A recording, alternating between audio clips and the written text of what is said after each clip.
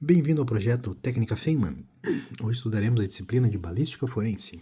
Você vai aprender, nem que seja a última coisa que você faça. Com relação, então, à balística forense, precisamos compreender o POP de balística, que constitui-se basicamente de exames de confronto que devem ser priorizados em relação a outros. Perceba, segundo o POP de balística, os exames de confronto devem ser priorizados em relação a outros. Pois é. Então tá.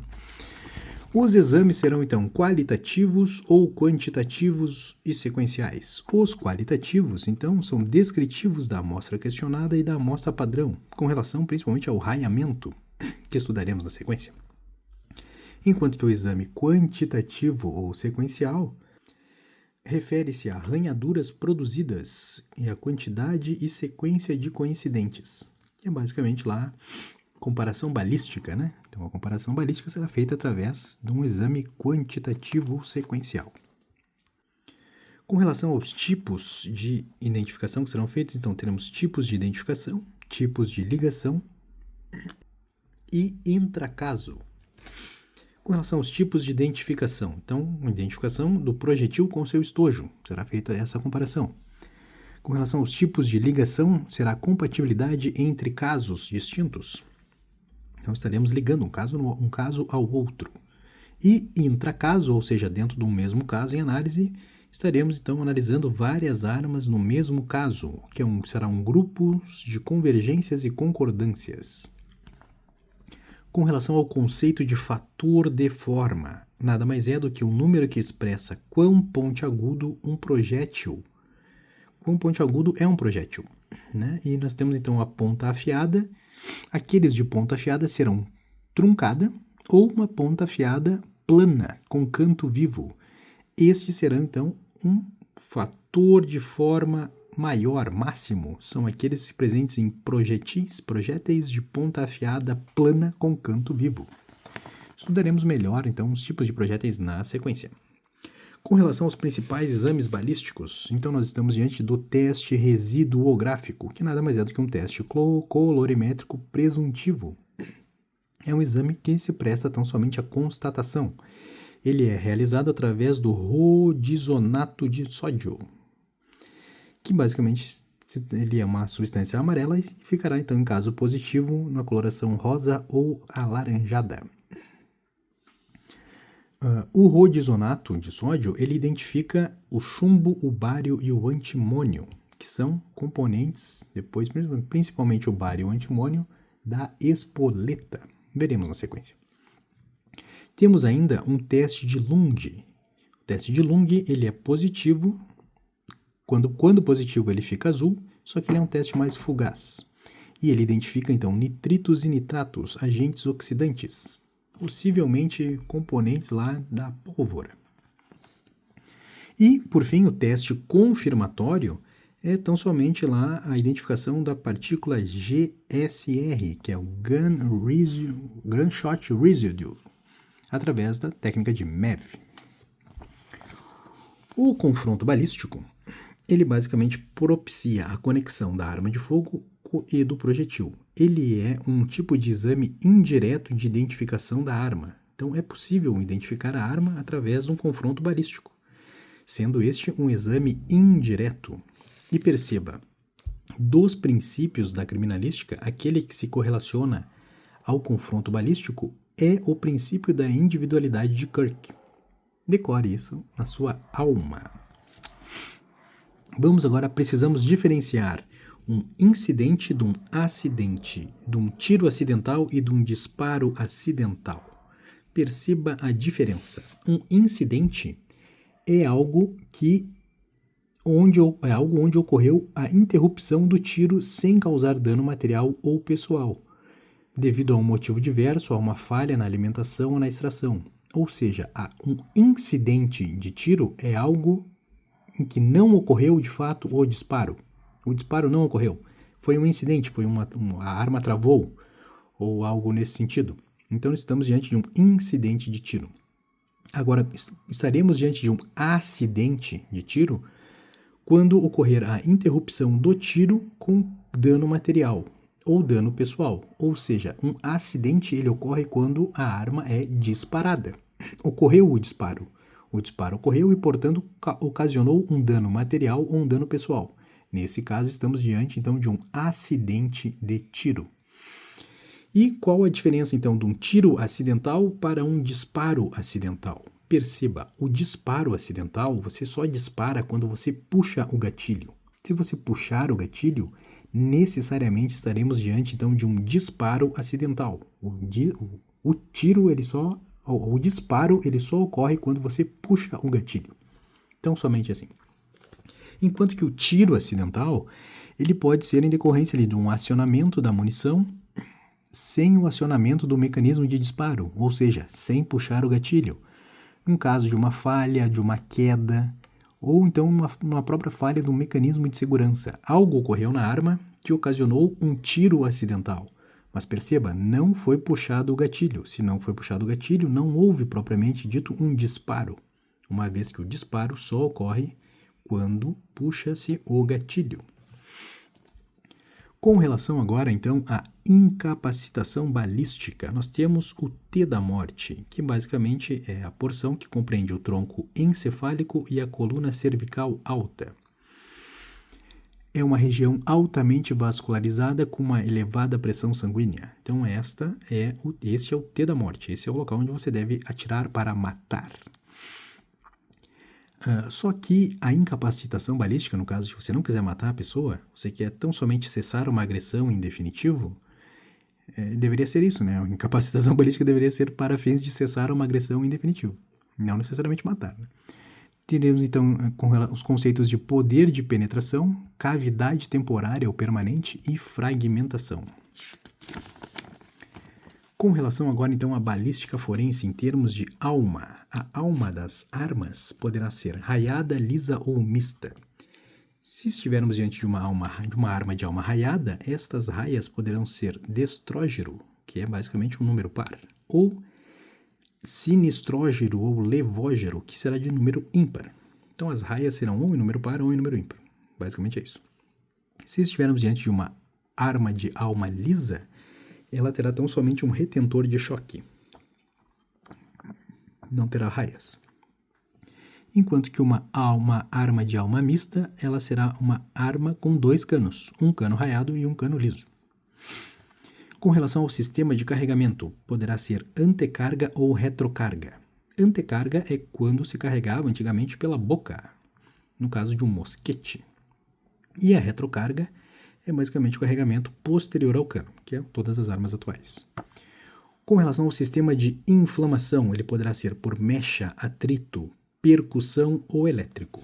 O elétrico é basicamente um circuito elétrico, né? O antigo sistema de mecha era um sistema que tu literalmente botava fogo. Então, tu tinha um pavio, tinha uma corda, um tecido, tu botava fogo no pavio, e aí, pelo sistema de inflamação de mecha, o disparo era uma coisa nada. Depois desse sistema, tivemos o sistema de atrito, que é basicamente um miquelete. O miquelete produzia uma faísca, e aí, essa faísca produzia inflamação, e aí, disso decorria o disparo. Atualmente, nós utilizamos o sistema de percussão, que é basicamente um impacto em espoleta. Só que esse impacto em espoleta, essa percussão, ela poderia ser extrínseca ou intrínseca. No caso de extrínseca, estamos diante de uma espoleta fora do cartucho. É algo que é obsoleto, não existe mais. Atualmente é utilizado então esse sistema de inflamação de percussão intrínseca, que basicamente a espoleta estará dentro do cartucho. E aí nós poderemos ter essa percussão central, radial ou perpendicular, conforme o cão projetando-se na espoleta. Com relação, então, agora ao sistema de tiro, nós temos o sistema unitário ou sistema de repetição. Sistema unitário é aquele onde ocorre o carregamento manual, ou seja, ele dá um tiro por vez, que é um pistolete. É algo muito arcaico. Então, tu carregava e dá um tiro. Era isso. Sistema de tiro unitário. Temos também um sistema de tiro por repetição. Aí nós temos as não automáticas, as semiautomáticas e as automáticas. Bom, começando pelas automáticas, isso é o quê? É o carregamento automático.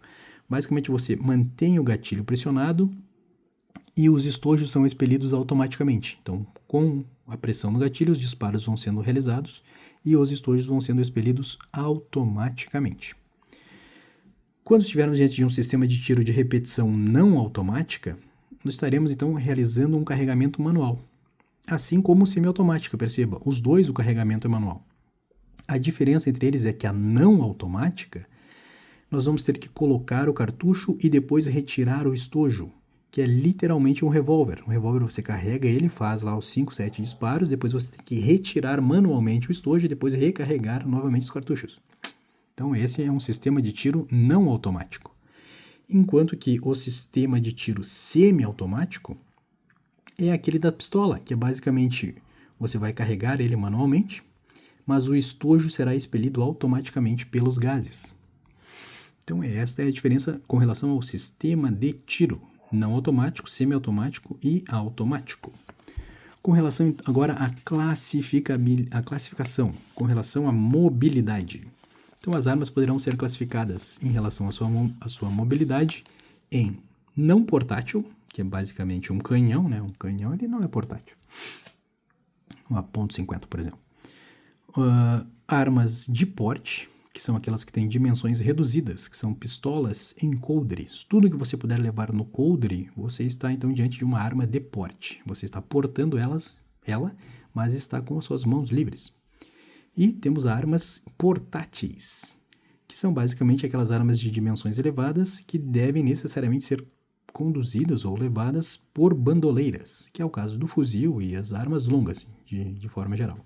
Então, o que diferencia de uma arma de porte para uma arma portátil é que a de porte você porta dentro do coldre, e o portátil você necessariamente vai precisar de um acessório, como uma bandoleira. Agora, estudaremos algumas questões pertinentes ao Estatuto do Desarmamento. Então, o Estatuto do Desarmamento, que é a lei lá 10.826 de 2003, é um decreto, e temos um decreto também, o decreto 11.615 de 2023, nos seus artigos 11 e 14, definem para nós quais são as armas de uso permitido, uso restrito e uso proibido. Perceba a diferença, ou com base no que é determinado isso. Seguindo aquela classificação de mobilidade, nós temos então que as armas de uso permitido são aquelas armas de porte que possuem uma energia medida ali na saída da boca do cano de até 407 joules. Então tudo que tem até 407 joules é considerado uma arma de porte de uso permitido. E as armas portáteis com energia até 1.620 joules são consideradas armas portáteis de uso permitido. Ainda, as armas portáteis longas, de alma lisa, de repetição, de calibre 12 ou menor, ainda com relação às armas de pressão e gás comprimido, ou as armas de mola com calibre menor ou igual a 6 milímetros, ou esferas que disparam lá, esferas de plástico, todas essas são armas portáteis de uso permitido. Com relação agora às armas de uso restrito, perceba a diferença. É basicamente com relação à energia. Se estivermos então diante de uma arma de porte com energia maior do que 407 joules, que é basicamente a 9 milímetros, então esta arma será de uso restrito, segundo a classificação, segundo o Estatuto do Desarmamento. Se estivermos diante de uma arma portátil com energia maior do que 1.620 joules, estamos diante então de um armamento de uso restrito.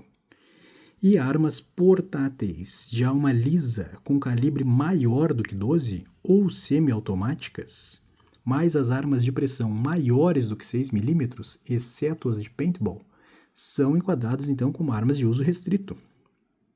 Ainda as não portáteis automáticas, todas elas serão de uso restrito. Então, basicamente, aqui a diferença entre o que é permitido e o que é restrito é com relação à energia. Se ela é de porte até 407 joules, é permitido. Se ela é de porte maior do que 407 joules, como é o caso das 9 milímetros, pronto, já é uso restrito. Se é uma arma portátil até 1.620 joules, uso permitido. Se ela é maior do que 1.600 joules, já é uma arma portátil de uso restrito. Basicamente é isso. E com relação ali aos calibres, ó, perceba, se for um calibre 12 ou menor, tá permitido. Todo mundo pode ter um calibre 12 em casa aí, galera. Vamos comprar uma 12. Agora, se for um calibre maior do que o 12, aí já é de uso restrito. E por fim, quais aquelas que são proibidas? Segundo aquelas que constam lá nos tratados internacionais, né?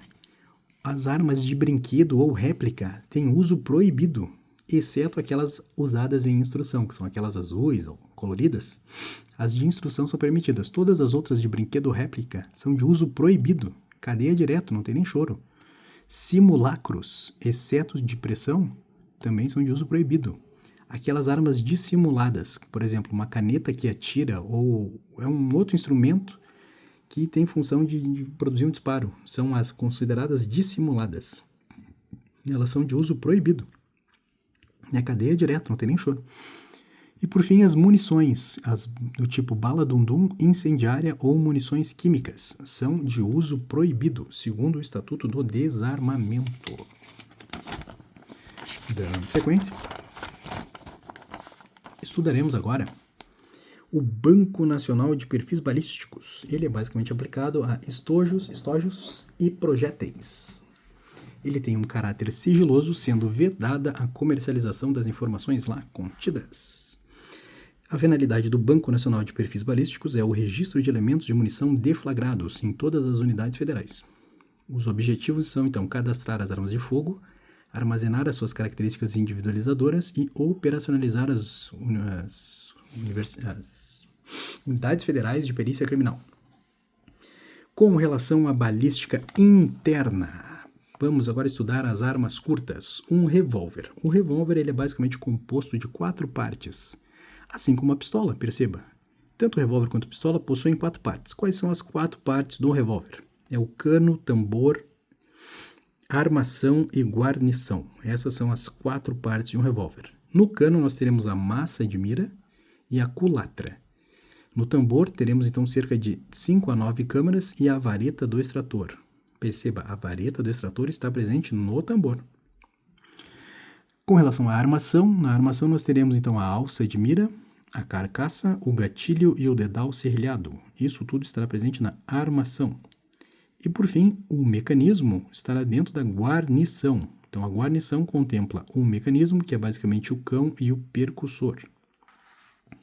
Estes então são as partes que compõem um revólver. Com relação às partes que compõem uma pistola, nós temos o cano, depois temos a culatra móvel, slide ou ferrolho, depois temos um carregador e por fim temos uma armação. Perceba, no cano nós temos então tão somente o cano ele serve como uma câmara de combustão. E é só isso. No cano de uma pistola não tem massa de mira e nem culatra. O cano da pistola é tão somente uma câmara de combustão. Percebe a diferença? Por quê? Porque a massa e a alça de mira estarão presentes lá na culatra móvel, no slide ou no ferrolho, naquela porção que faz o recuo. E não mais no cano. Essa é uma diferença principal entre um revólver e uma pistola. Por fim, nós temos ainda a porção do carregador, onde será carregada a munição, né? E a armação, que é a parte final ali da pistola, nós teremos basicamente tudo. Teremos a empunhadura, o mecanismo de disparo, o mecanismo de segurança e o mecanismo de recuperação. Basicamente quase tudo está presente então na armação. Isso em termos de uma pistola. Vamos agora compreender a classificação dos revólveres. O revólver ele poderá ser então rígido ou articulado. No caso de um revólver rígido, ele possui um tambor imóvel. O cartucho sai pela janela lateral. E um revólver articulado, nós temos um tambor reversível, que é conhecido como uma charneira. O mecanismo de disparo pode ser um disparo simples ou disparo duplo. O disparo simples, o cão já se encontra na posição, já se encontra puxado. Então ele já está lá armado, ele só vai fazer um movimento simples. Quando temos então um disparo duplo, nós temos um engatilhamento. Ele arma o cão e depois libera. Então o cão está na posição parado. Quando você aperta o gatilho, ele vai armando e depois, no final do gatilho, ele dispara. Basicamente é isso. Ele faz 2 coisas. Funcionamento. Temos as questões das armas não automáticas ou semi-automáticas, como a .455 Weber. Temos o sistema de percussão extrínseca ou intrínseca. O extrínseco já sabemos que é obsoleto. O intrínseco é aquele sistema de percussão que pode ser central, radial ou perpendicular, conforme o percussor atingir a espoleta. E, por fim, temos o sistema de extração simples, que é manual unitário, um por vez, ou simultâneo, manual ou automático. Então, essas são alguma classificação com relação ao revólver. Vamos agora à classificação em relação à pistola. As pistolas podem ser, então, classificadas conforme a montagem do cano. O cano será fixo, basculante ou flutuante. Ou com relação ao seu funcionamento. Então, pistolas de recuo direto. Nós temos o recuo do slide promovendo a armação do cão. Então, o recuo de slide arma o cão, conhecido como um blowback simples. Então, basicamente, o recuo, toda vez que você faz um disparo, o slide retorna e ele arma o cão novamente. Já está pronto para outro disparo. Esse é um blowback simples. Então, vai ter um blowback simples, toda vez que o slide está retornando e armando novamente o cão. Temos aqui um recuo curto ou longo. Poderá, então, no caso de um cano trancado e slide móvel. Então, estamos diante de um blowback por trancamento. Então, o blowback por trancamento ocorrerá, então, com pistolas de funcionamento de recuo curto ou longo. O cano estará trancado e o slide é móvel. O cano fica parado e o slide apenas que faz o movimento. Basicamente será, então, por trancamento. E, por fim, temos funcionamento por gás, onde o recuo por pressão de gás, o slide e o ferrolho nunca fica travado, que é o caso do fuzil, né? O fuzil, ele é retroalimentado em função do próprio sistema de gás que é produzido em cada disparo. Com relação agora às pistolas, ainda temos classificação dela em função do disparo. Nós temos, então, as pistolas de ação simples, onde deve ser necessário primeiro você armar o cão para produzir o primeiro disparo. Então, ela está lá desarmado, você vai literalmente com a mão puxar o gatilho, armar o cão, e aí, a partir desse momento, ele promove o disparo. É um disparo de ação simples. O disparo de ação dupla não precisa acionar o cão. Basicamente, então, o cão, quando você apertar o gatilho, aí que ele vai vai retornar a posição de armado e vai bater. Então, ele vai fazer essa ação dupla. E, por fim, nós temos a duplação, que é um mecanismo de disparo da pistola, onde nós poderíamos, então, manualmente armar o cão para uma ação simples. Então, arma o cão para produzir o primeiro disparo. Ou ação dupla, que é basicamente quando você apertar o gatilho, ele vai sair lá da posição 0, vai retornar a sua posição de armação e vai executar. Basicamente é isso. Então, essa é a diferença entre ação dupla e duplação. Na ação dupla, não precisa armar o cão. Claro, quando você apertar o gatilho, o cão vai primeiro armar e depois bater. E a duplação, eu posso manualmente armar o cão com o dedo, e depois ele realiza, então, essa ação simples, ou eu aperto e ele faz esses dois movimentos ao mesmo tempo. Basicamente é isso. Com relação à percussão, temos, então, a percussão direta, ou seja, o percussor vai estar presente no cão. E a percussão indireta será um percussor independente. Então, o cão irá bater num outro percussor que irá bater na espoleta. Enquanto que na percussão direta, o percussor já está presente lá no cão e vai direto. Basicamente é isso. Agora estudaremos os calibres. O calibre nada mais é do que o diâmetro interno do cano. Nas armas de alma lisa, nós temos então um estrangulamento da boca do cano. E basicamente o calibre das armas de alma lisa é dado através do sistema Gauge, que ele se refere ao peso do projetil, equivalente a 1 libra ou a 1 gauge, que nada mais é do que 0,453 quilos ou 453 gramas. Esse peso que é medido, que é o equivalente a 1 libra ou a 1 gauge, ele irá se fragmentar em 12 ou em 32 esferas, e é por isso que nós chamamos de calibre 12 ou calibre 32, porque é aquele conjunto de projetil, porque é o peso do projetil que irá se fragmentar em 12 esferas ou em 32 esferas. É por isso que é o calibre 12 ou calibre 32. Mas, em ambos os casos, o projetil ele é sempre equivalente a 1 libra ou a 1 gauge, que é este peso aqui, ó, 0,453 quilogramas. Com relação às armas de alma raiada, nós temos então 3 tipos de calibre diferente que precisamos compreender. Nós temos o calibre real, o calibre do projetil e o calibre nominal. O calibre nominal é aquele que consta pelo fabricante. O fabricante determinou, está lá identificado pelo fabricante qual é o calibre da arma. Então, esse é o calibre nominal. Agora, o calibre real é o calibre, basicamente, que é medido conforme o diâmetro entre os cheios e cavados. Então, conforme o cano da arma, os cheios ou cavados será mensurado e este é o equivalente ao calibre real, ou seja, o calibre real do cano da arma.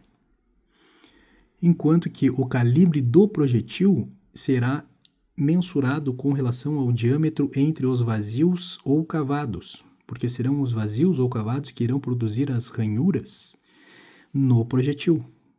E aí estaremos diante do calibre do projetil. O calibre do projetil ele é feito através dos vazios ou cavados, enquanto que o calibre real, é o calibre do cano, será o diâmetro entre os cheios e os cavados. Essa é a principal diferença entre eles. Por fim, temos alguns sistemas que precisamos compreender. Uma arma .38, .40, .45 ACP, .38 Special, isso nada mais é do que um calibre nominal, ou um calibre do projetil, que não inclui o estojo. E este é o sistema americano. O sistema americano, então, ele traz essa nomenclatura com relação aos calibres. Então, .40, .38 Special são basicamente calibres nominais ou calibres de projetil. Lembrando, calibres de projetil é o diâmetro entre vazios ou cavados.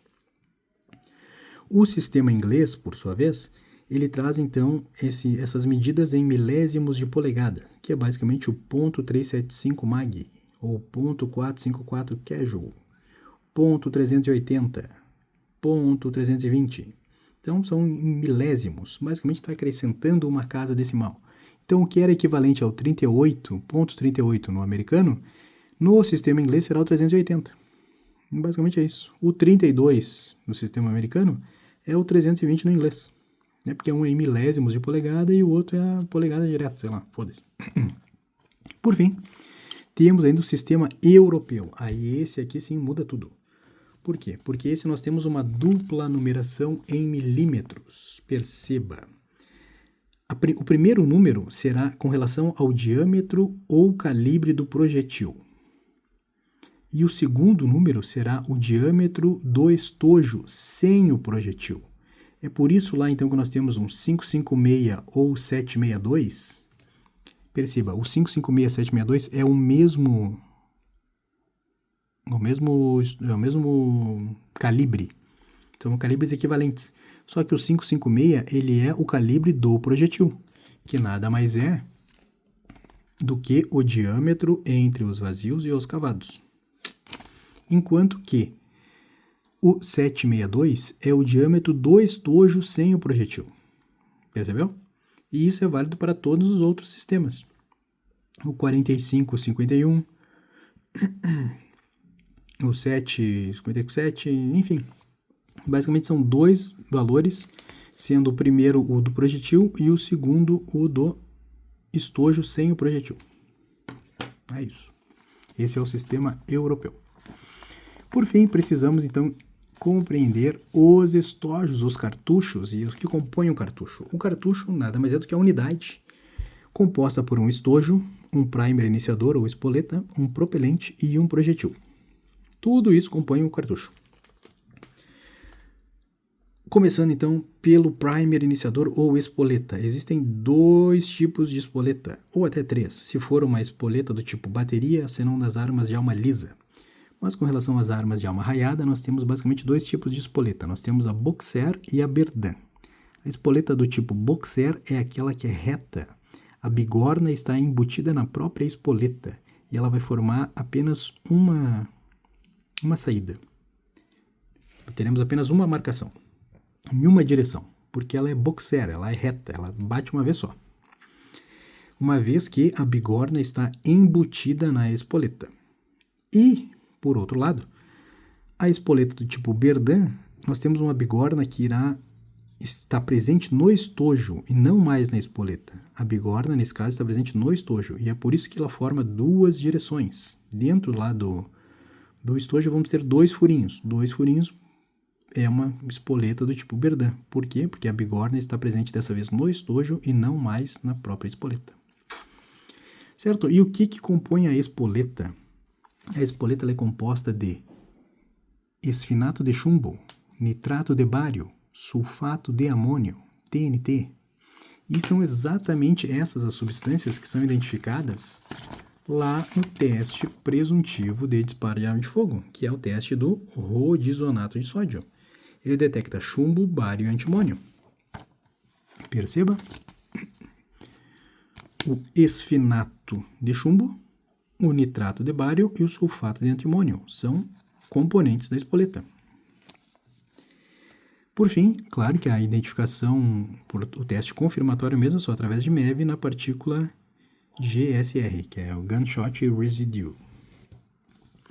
Continuando as análises, então, com relação agora ao projetil. O projetil ele poderá ser de chumbo puro, né? Ele poderá ser encamisado, semi-encamisado. Se ele for um encamisado, nós estamos então propiciando a esse projetil de chumbo um revestimento dele de cobre, zinco, enfim, que vai permitir uma maior precisão e permitindo também que ele não se fragmente. Enquanto que um projetil semi-encamisado, ele poderá ter a sua base encamisada e a ponta então exposta de chumbo, que será conhecido como soft nose ou soft point. Então esse é o tipo semi-encamisado. Ainda temos projetis de ponta oca, que é basicamente o stop power. Nós temos ainda os projetis de ponta plana, que é aquele do canto vivo, que tem maior fator de forma. Lembra no início da aula? O projetil que tem maior fator de forma é um projetil de ponta plana de canto vivo. Interessante, né? Temos ainda o ponta ogival, que é aquele normal, que todo mundo conhece, que tem a pontinha normal. Por fim, temos os incendiários e os fragmentados. São tipos de projetis.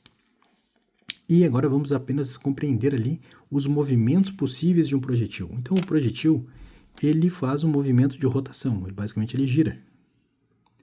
Ele faz um movimento de precessão, que além de girar, ele se movimenta para cima, para baixo. E temos ainda a nutação, ele além de fazer o movimento de rotação, de precessão, ele ainda ele gira nessa direção, assim. Então, são 3 movimentos possíveis que um projetil pode realizar. O de rotação, o de precessão e o de nutação.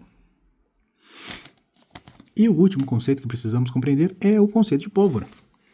A pólvora, ela basicamente poderá ser a pólvora negra ou a pólvora química e coloidal. A pólvora negra é composta de nitrato de enxofre ou nitrato de potássio, que é basicamente o salitre. E a pólvora química ou pólvora coloidal será uma base simples, que é o caso da nitrocelulose. Quando for composta, então, por uma base simples, será nitrocelulose. Se tivermos, então, uma base dupla, será nitrocelulose e nitroglicerina. E uma base tripla será nitrocelulose, nitroglicerina e nitroguanidina. Então, são componentes, perceba, são sempre nitro, componentes da pólvora. São nitratos de enxofre e nitratos de potássio. E, basicamente, este é o estudo genérico de toda a balística forense. Boa sorte!